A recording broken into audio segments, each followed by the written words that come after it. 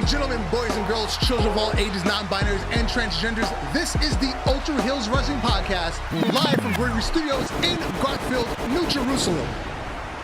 I am Darth Messiah. I am not a wrestling genius, but I play one on the internet. And normally with us, but he's not in today, Alex, the motherfucking heel, the man that will put your girl in a crippled crossface and have her run into a crawl space. But he's off today. Yes, he's off on MySpace, yes. Yes, on MySpace, yes. He's going to find him on MySpace. Okay. But on the boards, Mr. J Kid, a.k.a. Steve Franchise. You already know it's your boy J Kid, Steve Franchise in the building, giving you that Ultra Wrestling Hero news. What's going on, brother? Not much. How you been? I've been good. Where the fuck is the snow? I don't know. It's been here and it's not there and it's here again. Three times in the last week we were told it's supposed to snow, and we've gotten dick of all. We've gotten bitch snow. That's what we gotten. We gotten a bitch slow. The idiot governor declared a state of emergency about 7 hours ago. Mm-hmm. I mean, it's snowing in like remote parts of the state, but it ain't snowing where people actually live. No. Come on now. Outside is nothing. Come on now. It's 3 feet nothing. Not even 3 feet. Over here in Bergen County, ain't nothing happening. Nothing. Not a damn thing. Not a damn thing, bro. But you know what's gonna happen right now?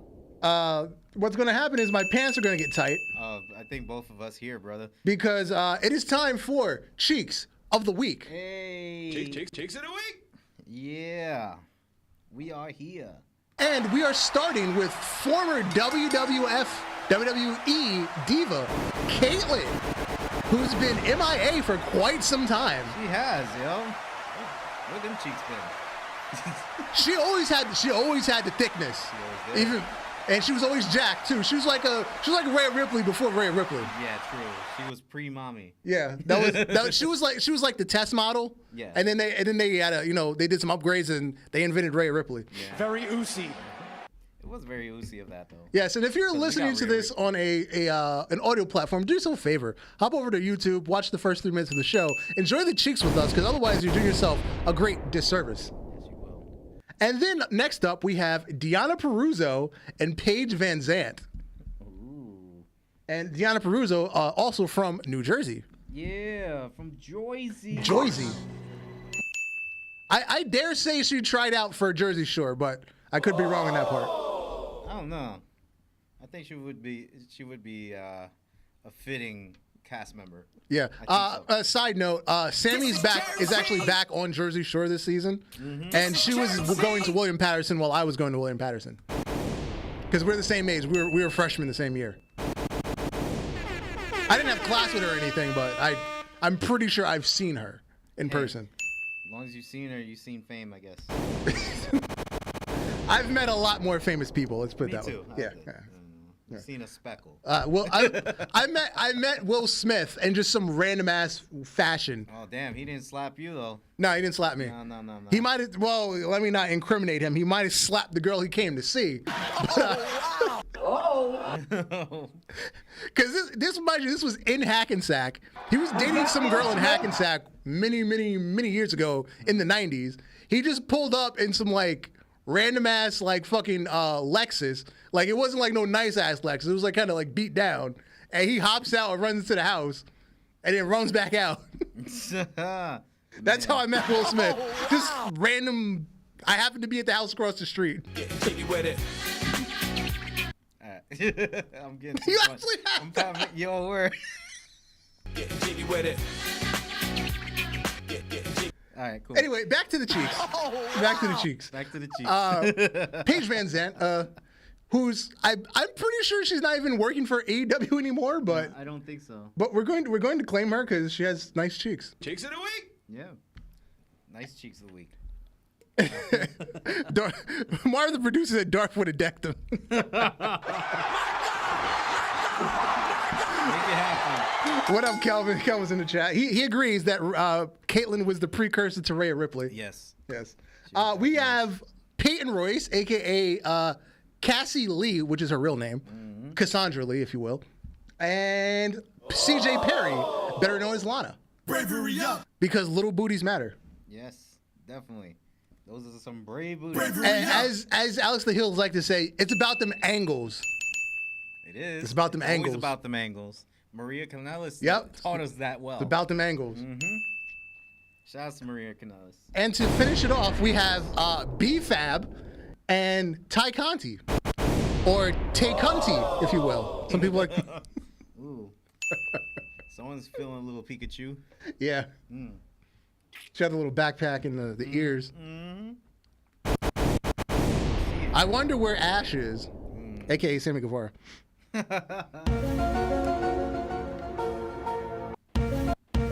But once again, if you're listening to this on an audio platform, please do yourself a favor. Hop over to YouTube for a couple minutes, enjoy the cheeks, and then consume the programming as you wish. At least the first 3 minutes. Yes, just get through the cheeks. Just the cheeks. Get through the cheeks. Just the cheeks. Word. Alrighty. But we will be moving on to... Pika damn. Yeah. Kelvin's always right on cue. Word. That was that moment. And we'll be moving on to Ultra Fantasy Booking. Hey.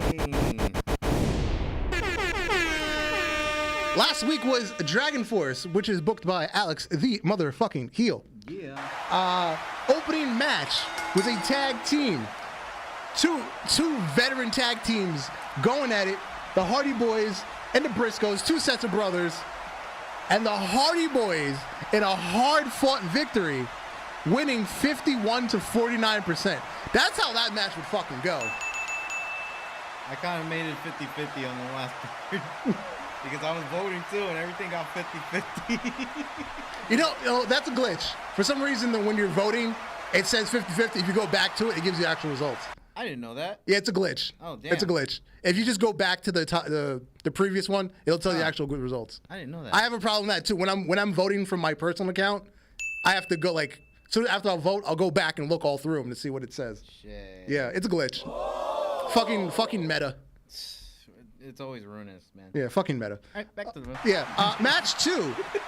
Mrs. Money in the Bank, Sasha Banks, taking on Io Shirai in a Falls Count Anywhere match, and Sasha Banks wins 61 to 39%. Match 3 was a submission match. It was Hook taking on Shelton Benjamin. And Hook won with the red rum 54% to 46%.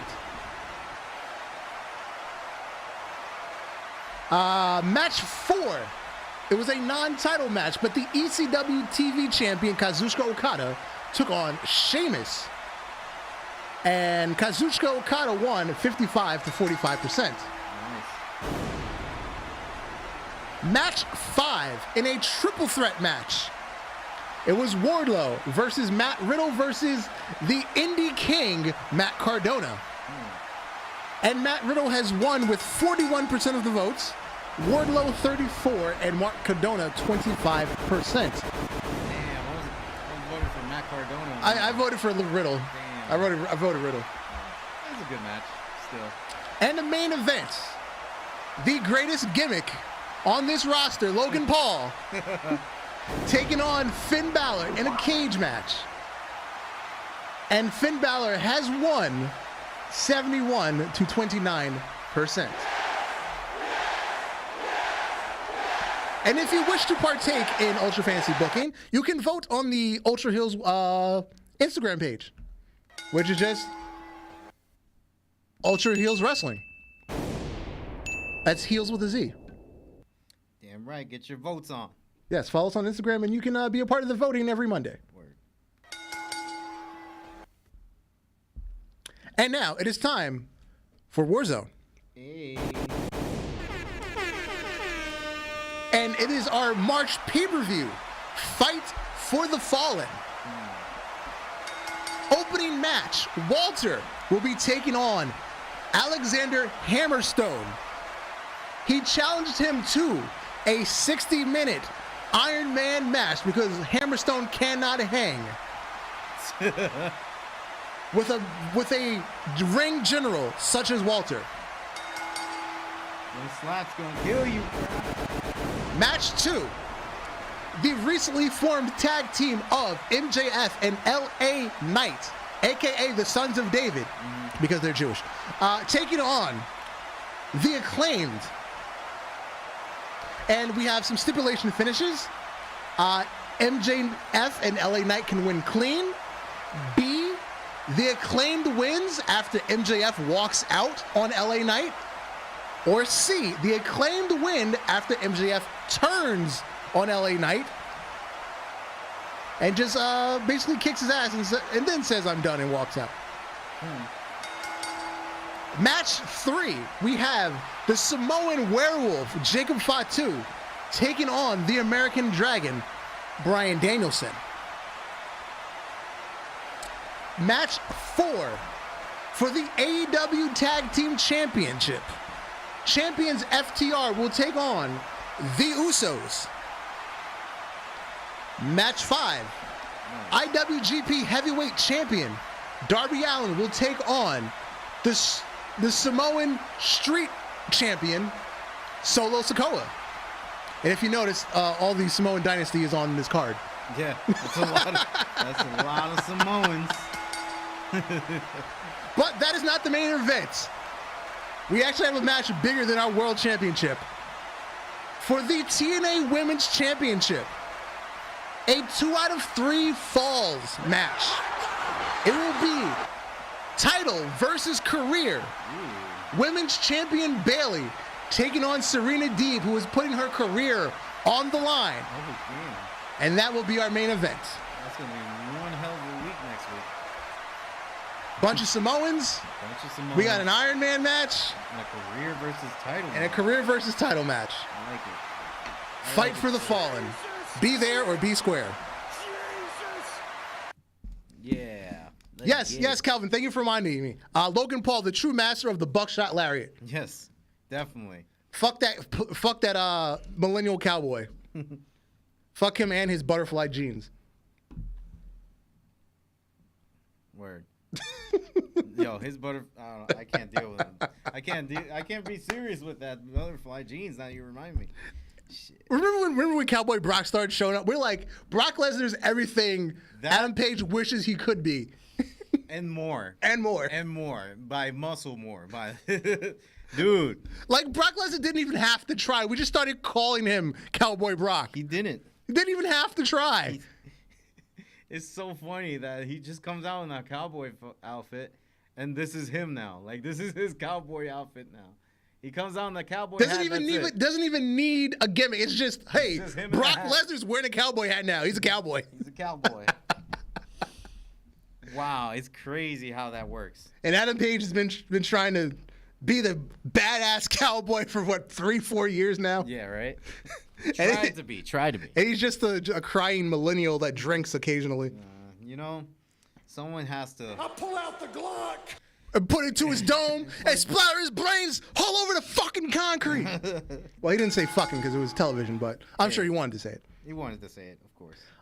So anyway, our favorite mark, Tony Khan. What a mark. Remember when they introduced the All-Atlantic Championship? Yes. And they had people from Bulgaria and Russia and Switzerland and Japan and Brazil in the tournament, places that don't touch the Atlantic Ocean. Let me ask you this important question. Uh-huh. Are these two any of those?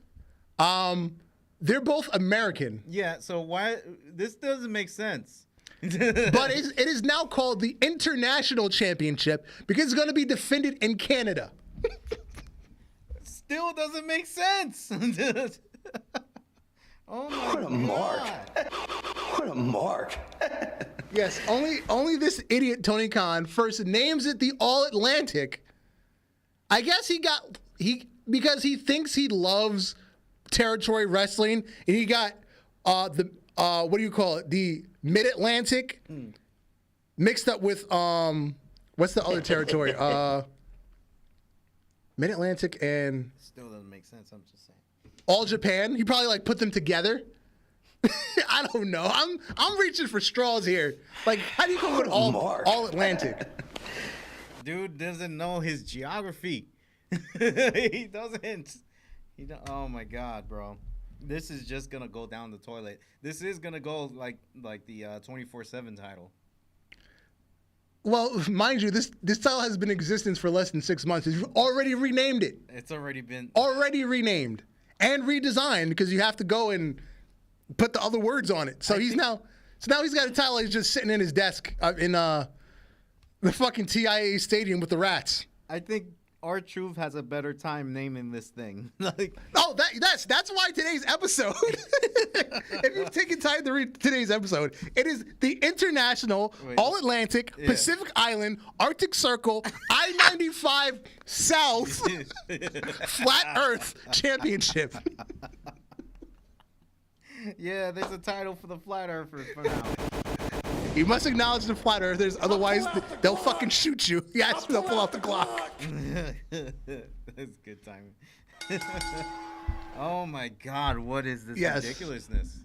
And I'm not talking about mind you, mine has only been 2 champions. It was Pac and now Orange Cassidy.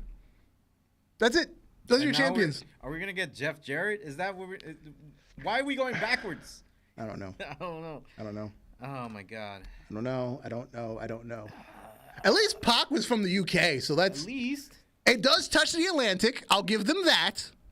And it is international. I mean, they got it right the first time, but not the few times that they did it.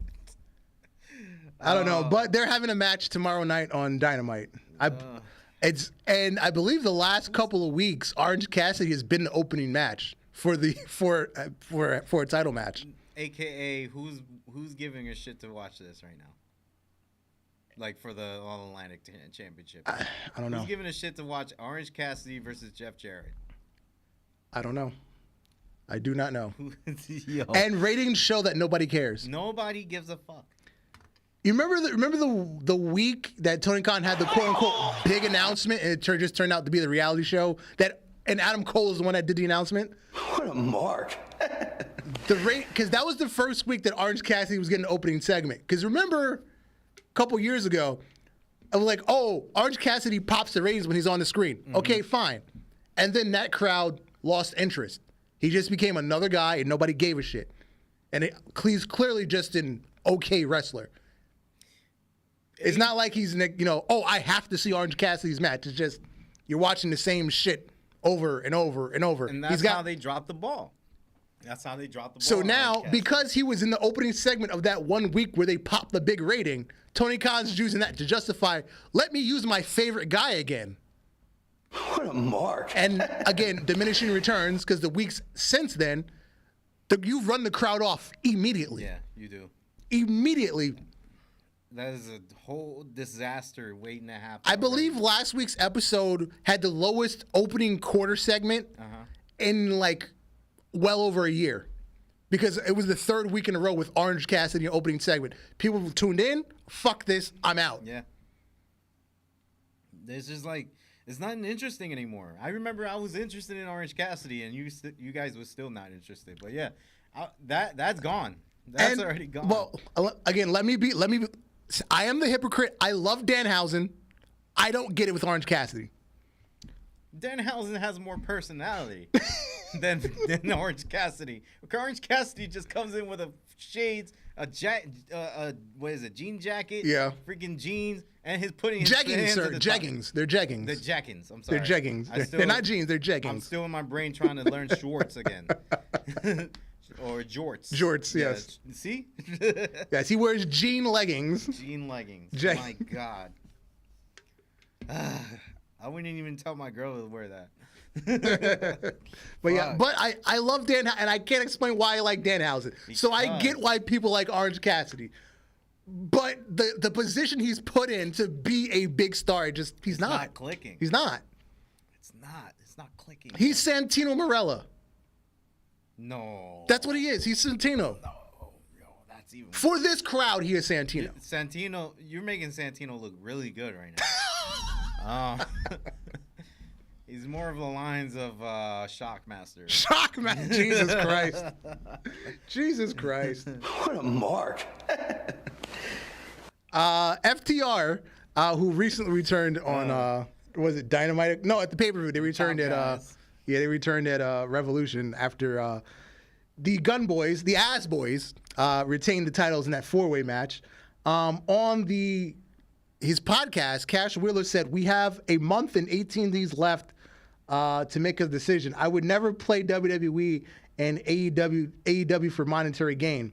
Our choice right now is strictly on happiness. That's all. And I can agree with that. I mean, are they going to be happy in AEW or are they going to be happy in WWE? Like, if they go to WWE, chances are they're going to blow up. They're going to be But over before we even get to that part, a month and 18 days. I believe this was Friday's episode, so they have about a month and 12 days left, right? Yeah. So that would put you past WrestleMania because WrestleMania is 19 days away. That's the end of April. I believe they would still be in AEW to make Double or Nothing. And when is Double or Nothing is the end of April. It's like April 25th or whatever that last Saturday is. So they won't even Sunday. They won't even make it to like the Raw after WrestleMania. No, they won't even be available for Raw after WrestleMania. Be available for that month. No, it's based on the way he said it. It's right there. It's either like the week before or the week after Double or Nothing. That would have been nice though, to get them after WrestleMania. Yeah. That would have been nice. It doesn't help them for a WWE debut. It does help them for an AEW send-off if they're not coming back. I mean, either way, even if they come back to the WWE, they'll still get a good pop. I seriously think they're done in AEW.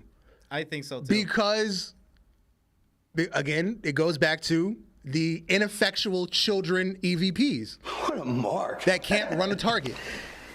Or Walmart. What did Punk say? I forgot which one. I think he said Target. Yeah. Yeah, the ineffectual EVPs that couldn't run a Target. Because, again, remember what has happened over the last year and a half. Mm-hmm. We had the 2 matches between FTR and the Young Bucks. Yep. The Young Bucks just suddenly out of nowhere beat Jurassic Express for the titles.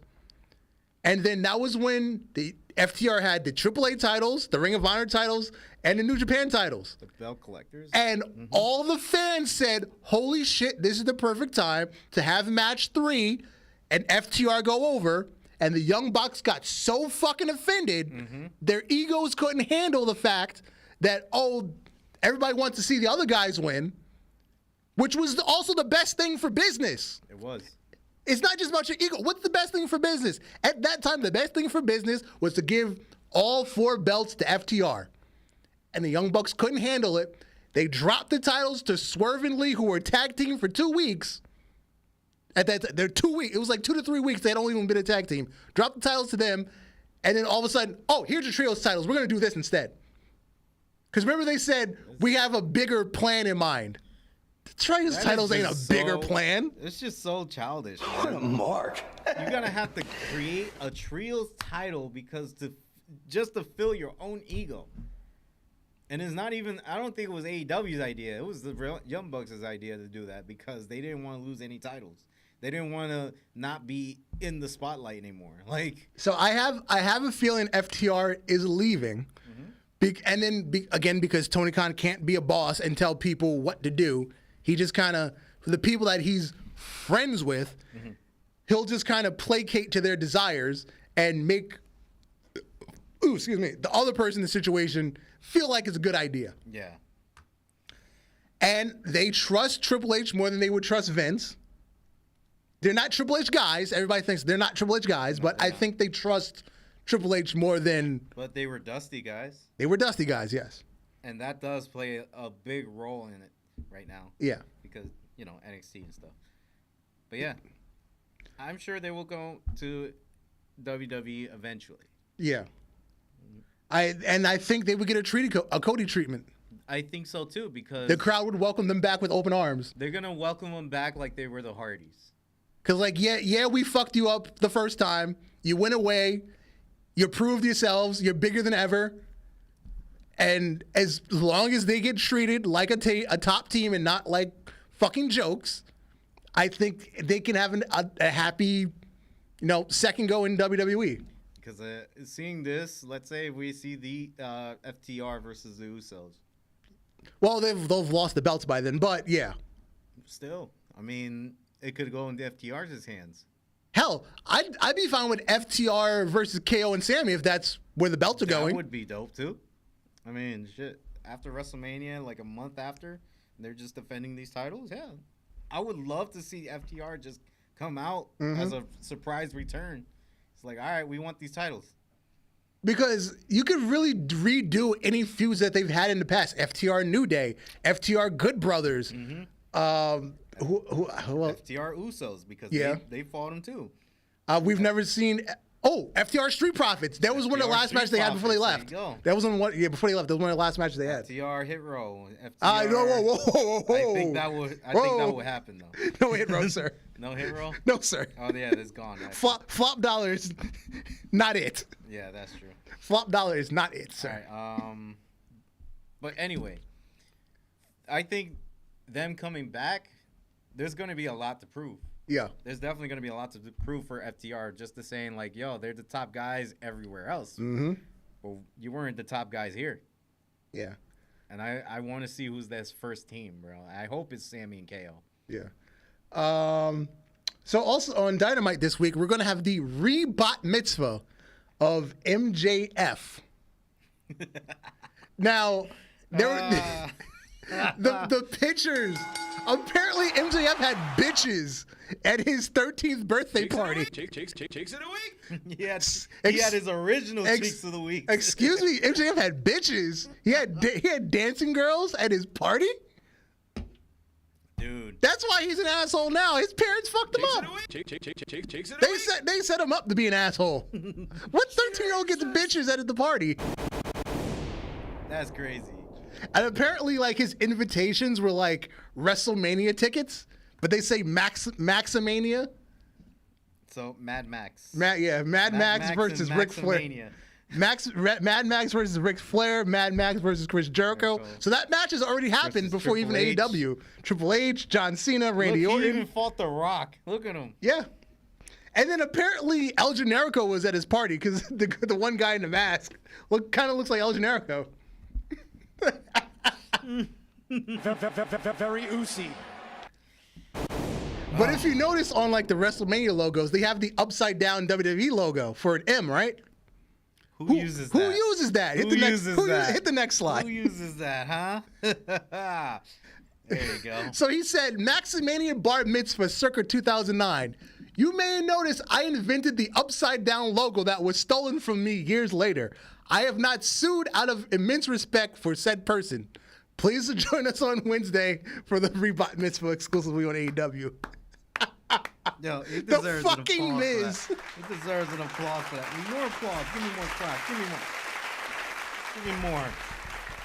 You know what? He respects the Miz so much. It's like he's identical to him. Remember going into the dog collar match with Punk? Yes. CM Punk called him a knockoff Miz. Yes, he did. And then the next week on TV, when Edge and Miz were having a match, in Edge's promo, he said, "You've got people on other programs talking about you." Yo. Once again, the Miz is dragged into this. Yes, he is. And gets us closer and closer to the match we all so ever desire. Yeah. I'd watch MJF and Miz. I would watch it too. Just the promo. I would watch just the promo. Oh, yeah, just the promo, but hell yeah. Just the promos back and forth because I know they would. Ooh. But who's babyface though? Make this a Mania match. Make the Miz a face. Yeah, I guess Miz got to go. Make the Miz a face because I want MJF to be like as heelish as ever in his run after against the Miz. Yeah. Make Miz face. But yeah, apparently because Miz was what 2012? No. When you turn that thing upside down, turn the. Logo. I'm trying to think. Where did he stop wearing the baggy shorts? And that was what 2010, right? 9, 10, somewhere around there. Yeah. Because I believe he debuted 2008, but that's when he was still with the top hat and baggy shorts. That's when he was with Morrison. Yeah. In the beginning. Yeah, I think it was like 2010 where he became the Miz we know. I could be wrong. No, it could be around 8 to 9. I think because I'm sure Kelvin will let us know. When you go to 10, he's already like the Miz, like he's already like his gimmick that he wanted. Yeah, I'm sure Kelvin will let us know. He's always on top of that. I think it's 7 or 8. if I'm not mistaken. Anyway. MJF OG Cheeks of the Week. Cheeks of the week. Man, that's awesome. Jade Cargill. She's been training with Bryan Danielson behind the scenes. Good. Yeah. He said, I think it would be best for her to be able to go and do some other shows. She has expressed interest to me in being able to go to Japan and work like a 3-month tour. She would come back a completely different wrestler. Oh, hell yeah, she would. Like, if she gets that training right now, she's going to be better than what she was supposed to be. Because right now she's just learning American TV wrestling. Yep. She's not learning to actually wrestle. American TV wrestling is very specific. Whether you're working in AEW or WWE or what was Ring of Honor, because I don't consider new Ring of Honor real Ring of Honor. It's just an extension of AEW. Whether it's Impact, it's a very formulaic style of wrestling. Well, it definitely does my heart good to see that she's getting taken in by American Dragon, of course. But, Yeah. You know, that's going to be different. We're going to see a different Jade Cargill later on in like a few years if she pulls through with this. Honestly, if she left AEW and went to WWE, she doesn't even need just 6 months. 6 months at least. At NXT, just training behind the scenes and not be on TV. That would do big wonders for her. Then she'd be Mandy Rose. She'd be Mandy Rose, for real. Without the, Because, people like Natalya just love to hang out at the Performance Center. Yep. You have Serena Deeb there, but is she really training these girls be outside of, showing up early for a show? Because they don't have a full-time training program. Unless you specifically work for the Nightmare Factory, which is Cody and QT Marshall. So Cody's still helping AEW, by the way. Yep. Still helping them. Everybody's helping each other out, I guess. Yeah, so who's really training these people? And they brought in Madison Rayne to be like the trainer in the women's. She wasn't a great wrestler. She was just okay. She was all right. She was all right. She wasn't, yeah. Like, I didn't understand how bringing her in was this big, the women's division is going to take a big step forward. She was just okay. Mm-hmm. I mean, it was nothing that big to talk about with her wrestling life, but yeah. She was just okay. Yeah, she wasn't all right. Didn't she spend more of her time in a tag team anyway? I think so. Wasn't she with what's it called? The Beautiful People? Yeah, there you go. Velvet Sky, right? Yeah. Yeah. Man, Velvet Sky looked worse though. I'm gonna say, damn. On last week's episode of Ring of Honor on Honor Club for $9.99 a month, because Tony Khan's going to charge you to watch Ring of Honor. Yeah, of course. Freaking Mark. What a mark. Mark Briscoe announced the Reach for the Sky ladder match to crown the new Ring of Honor Tag Team Champions, which he will be dropping because obviously he can't be the Tag Team Champions by himself. When I hear Reach for the Sky, I'm thinking... I'll pull out the Glock. I'm sorry, I had to put that in. But yeah. Here's Calvin with the info. It was 2009 after The Miz got drafted to Raw from the watered-down version of ECW. There we go. So That's somewhere true. around the same time... We were kind of... Somewhere around the same time, MJF used the upside-down WWE logo. It is around that... Somewhere around the same time. So I can see where he was coming from with that. But yeah. But yeah, so far the Lucha Bros are the only team announced for this ladder match. What do you want to put in there? I want the fucking Kingdom. They're the only legit tag team that's working for, quote unquote, working for Ring of Honor right now. Because you've put the fucking Lucha Bros. They're on the AEW roster. Mm-hmm. Why are we giving them the belts? Because they don't got any other tag team? I mean, I'm sure they would have developed some tag teams that would actually be good before the... Let me see if I can look up the Ring of Honor roster real quick. Because Briscoes, don't tell me the Briscoes was the only tag team there, what they had at the time. Well, I believe the amount of people actually signed to the Ring of... Ooh, excuse me, I'm burping today. Yeah. You got Brian Cage and what's that group he's a part of? Isn't that with the... You've got Dalton Castle and the boys. Yeah. You've got. Well, let me just read the whole roster: Athena, Brian Cage, Cash Wheeler, Chris Jericho, Claudio Castagnoli, Dalton Castle, Daniel Garcia, Dax Harwood, Jay Briscoe, Kuhn, Mark Briscoe, Mercedes Martinez, Samoa Joe, the boys, Toa Lina, and Wheeler Yuta. That's the whole roster. Now, mind you, half of them are on the AEW roster as well. Yeah. So you've got, what, 12 people that are actually signed to the Ring of Honor roster? like the ROH originals, like just being in ROH and not AEW. Yeah. Oh, the Embassy. That's the group Brian Cage is in, the Embassy. Oh, okay. Yeah. What was that Maria Kanellis crew? She's with With the Kingdom. Mike Bennett, like Mike Bennett and Matt Taven. That's what it is. Okay, I figured. Who that's aren't what even he was listed talking here because I don't. Why are they not listed? I don't about. I know. don't know. Didn't Brian Myers have a team with Zach with What, They're signed to Zack Impact. Ryder. They're signed full time to Impact. Oh, that's why. They made like two. Mark Cardona made one appearance in AEW way back when Cody was still there, and they've made one appearance as a tag team on Dark. Okay. So yeah, shit. Yeah, there's no team. Yeah. There's no team just to represent them. Well, first of all, they don't have anybody listed on their fucking roster. That's the problem. I can't even tell you. Freaking. What a mark. Like, they don't even have Jay Lethal listed on that roster. If you're putting, people that used to be there. I feel like AEW is like a temp agency. It's like, you get what you get. Basically. For a little bit of time, and then that's it. Basically. Mm-hmm. This is the biggest temp agency in wrestling. Basically. You looking for work? We're going to put you on TV for Now, you know who's not going to get any work? Ryback. Yeah. He got his fucking Twitter blocked. Allow me to read his rant. The crowd goes wild. Twitter has locked my new real Ryback account after 2 days. It has gotten significantly more impressions than my main account with 1.4 million followers.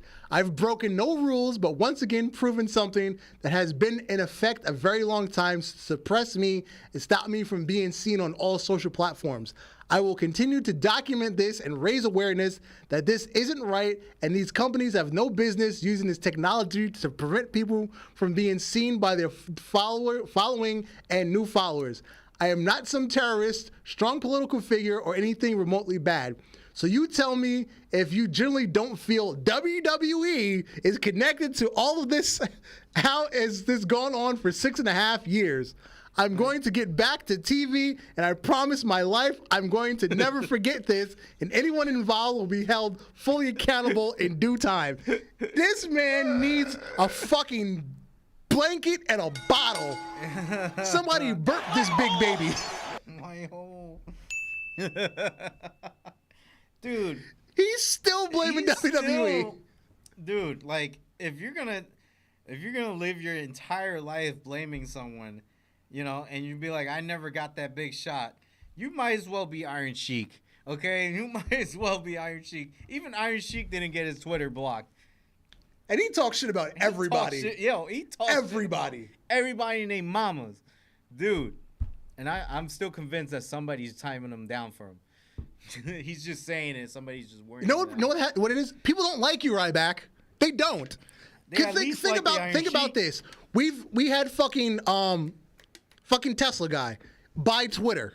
Freaking Elon Musk. Yep. So under the old Twitter regime, your main account has been suppressed, shadow banned, if you will. Yes. Now under the new Elon Musk era, your new account is suddenly just been taken down. That's two different regimes of terms of policy. People just don't fucking like you. It's not WWE trying to control you. It's not Twitter itself. People just don't fucking like you. You would be even... For that to happen, that means people are reporting your account constantly.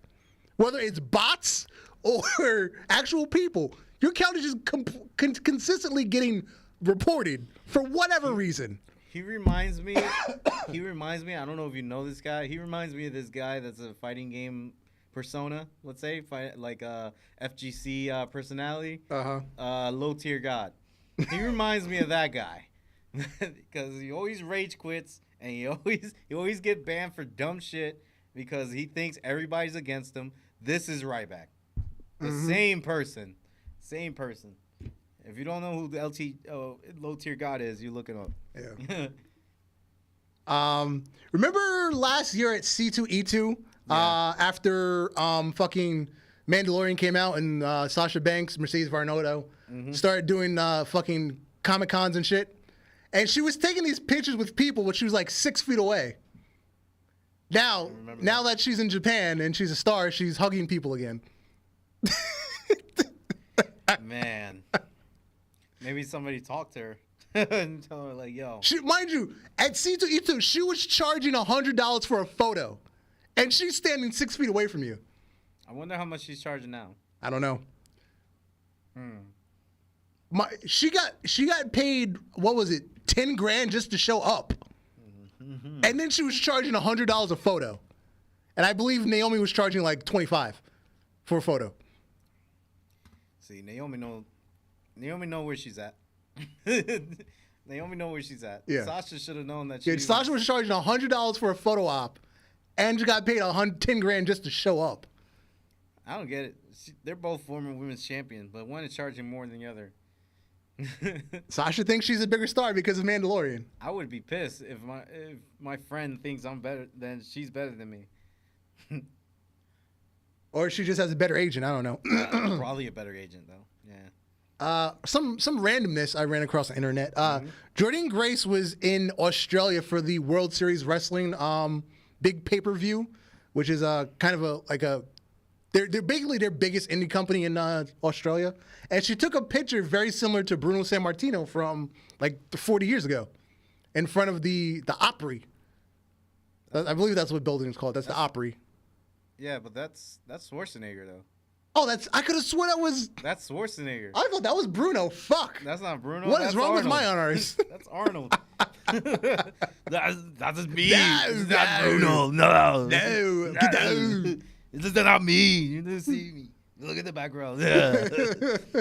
But yeah, that's Arnold Schwarzenegger. Wow, I fucking thought that was Bruno this whole time.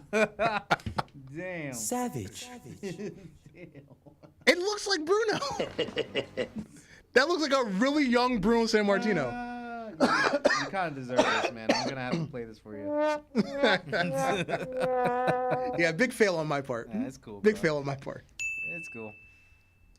But anyway, The Undertaker was on Arul Hawani's podcast this past week, and he was asked, what is his Mount Rushmore of wrestling? He immediately said Andre and Ric Flair. He said just has to be. For what Andre did for the business, being the biggest star and never needing the world title. Yep. And then he just said Ric Flair for taking wrestling from being a carny show to being on TV to being a mainstream superstar for the longevity of his career.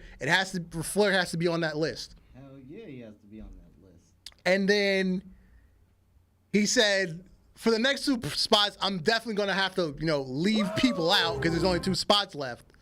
But he said, for just impact and growing the business while they were on top, he says it's Austin and Hogan. Austin and Hogan. So obviously he left himself out. Well, isn't it 4 people? Wait, 4 Yeah, people, 4 people. Right? Yeah. So Andre, Flair, Austin, and Hogan. So obviously he left himself out. Yeah. Although in my Mount Rushmore, he's not on there either.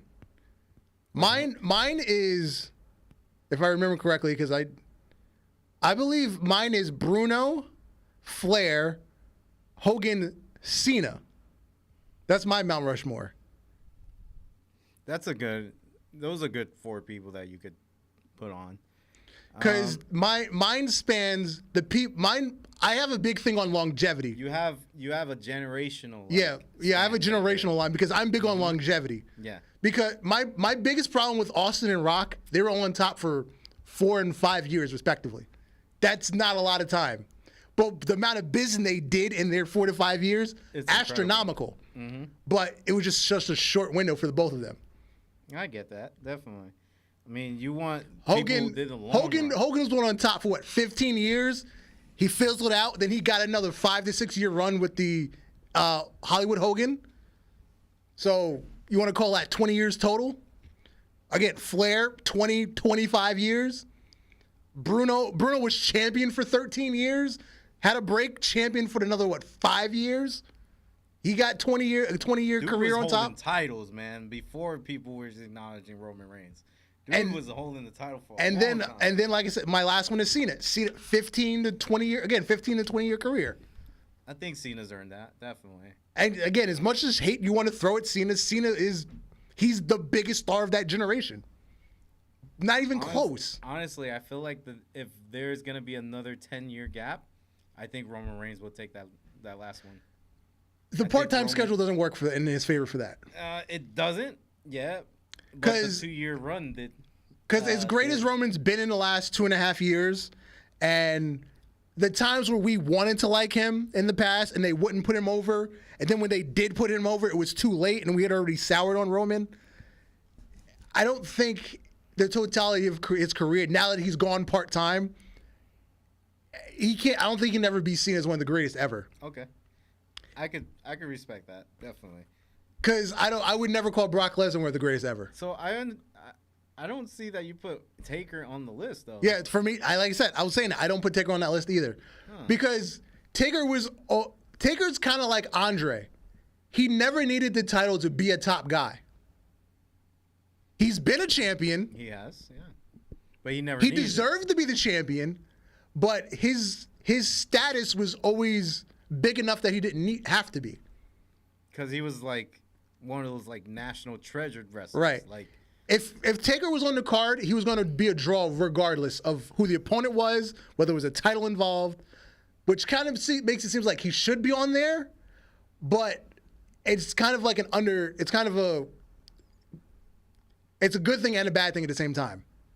Like the name itself will sell instead of him having a title. Right. Him having a title is just a luxury. Yeah. For his part. Yeah.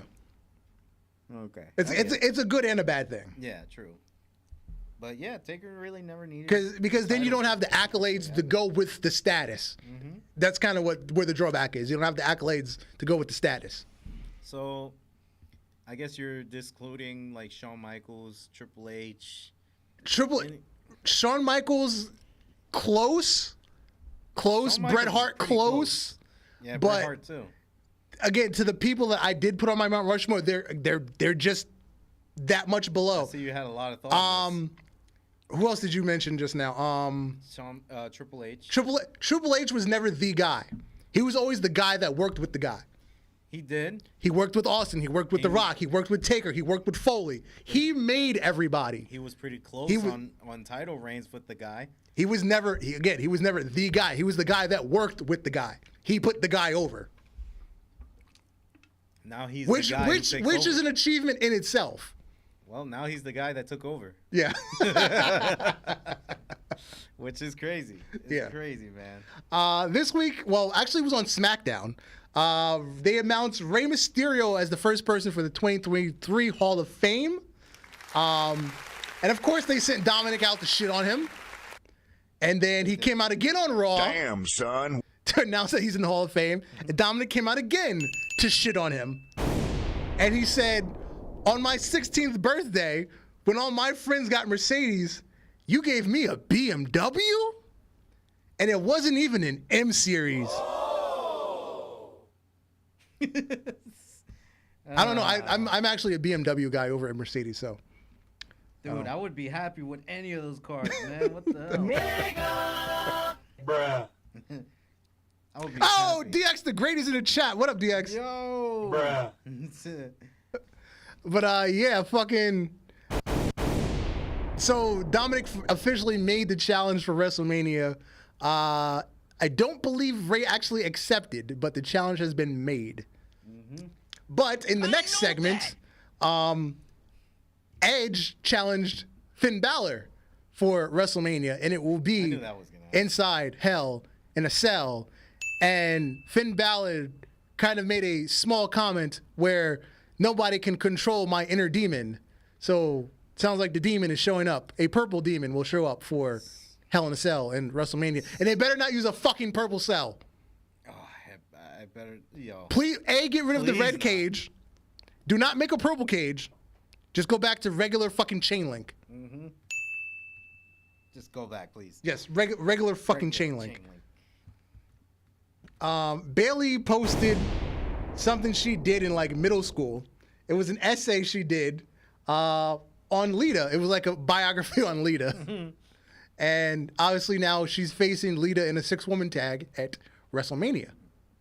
She said, "I've been studying you and your weaknesses for years." She even drew the little Hardy logo. Yeah, I'm like looking at it too. She says, "Lita, like China, is doing stuff." Damn. First sentence, by the way. Like no other woman has. I didn't even bother to read the whole thing. Is doing stuff like no other woman has done. She has forced. Oh, she has faced men in. Damn, what's her handwriting? I can't even. Matches. There you go. And matches go on the man. Yeah. She has the whole like whole biography. Yeah, of it's Lita, a basic biography on Lita. Yeah, she has the whole biography on Lita just so she knows the plan. But it doesn't even show like moves. Doesn't even show like, oh, she's weak to this, she's weak to that. Yeah. I don't know how this is gonna work. Well, it's a 6-woman tag, so yeah. Yeah. I mean, is she showing this the rest of Damage Control? It'd be like, oh, she likes when Bubble Ray Dudley, whatever, and etc. Lita just loves what she does. Like, that's not gonna help me. That's not gonna help them. Yeah. Cody Rhodes. I forgot which website put this out, but Cody Rhodes, I believe it was Ringside News. Cody Rhodes was the first person to pin Roman Reigns for a championship in WWE. This was October 2013, I believe.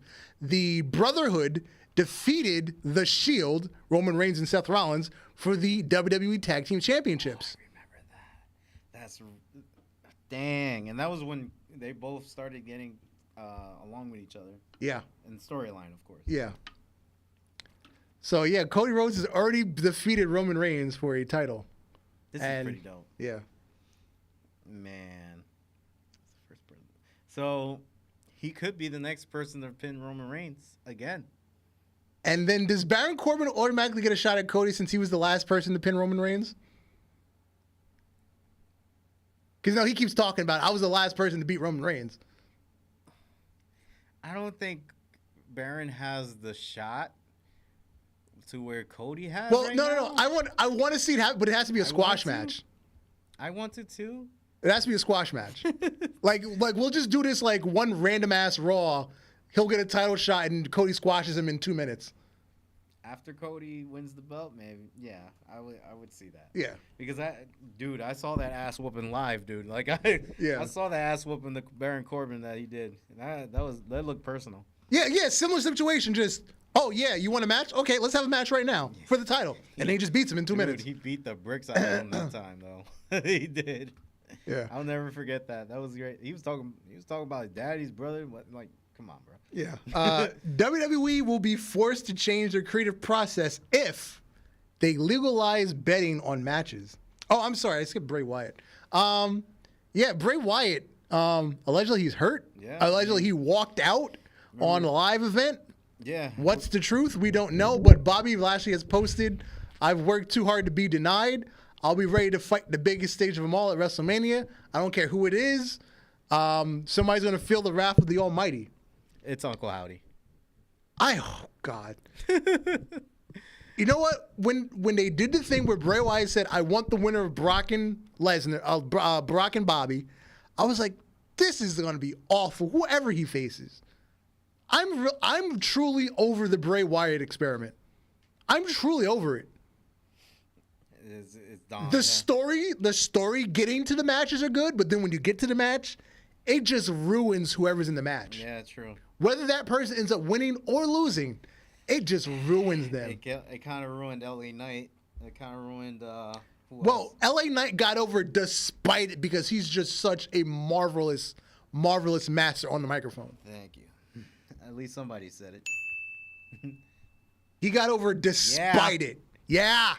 Let me talk to you. Let me talk to you. Yeah. Yeah. That was what I was saying. WWE would be forced to change the creative process if they legalize betting on matches. If they do this legitimately, they cannot tell anyone finishes to the match in advance. It is not like you're going to sneak around the system. There's going to be safeguards and everything. The minute they tell people and it gets out, or even if it doesn't get out, they'll have people investigating them, and they'll be in an incredible amount of trouble for gambling violations and things like that. It's nothing to mess with.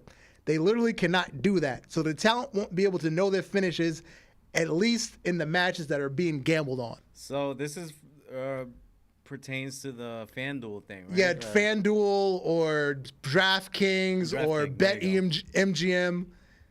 You can't. So how the fuck do you book a match? How do you book the main event of WrestleMania? And not know your finish. Your finish, exactly. Because literally things like that. Okay, let's look at fucking Roman and Logan Paul in Saudi Arabia. The run-ins, the fucking, all the inner distractions. You have to book those things because how do the Usos know, I've got to go out and do this at this point in the match if you don't tell them? You have to tell them what the finish is. They're going to make up the finish? They won't even choreograph what how do you the have other person's going to finish. Okay, now let's think about just like regular ass Raw where once people they've been booked in the show, they start leaving, right? Let's say the main event is just pick something weird. Like it's fucking Finn Balor with Rhea in ringside and against fucking Edge, right? Edge, yeah.